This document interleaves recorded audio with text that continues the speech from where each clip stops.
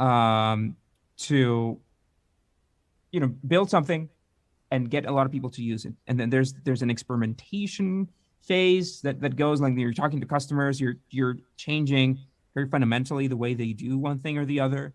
So that is an exciting chance. And you, as an entrepreneur, you rarely have the chance to do that, because you have to start a new business. You have to maybe raise money for it, or maybe bootstrap it your way and take that risk. But the magic thing here is we don't have to do that, because we have Slidebean as a product, the presentation product, that funds these experiments.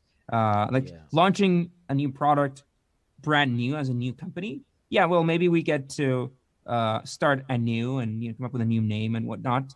But we also have to start anew with getting customers and with getting money, right? So we found ourselves in this cool position where we can use some of our extra time and some of the extra money that Slidebean generates to create these experiments. Our investors are on board with them. They believe in their potential. So, and they work as a vetting process as well. We've come up with ideas that aren't that good.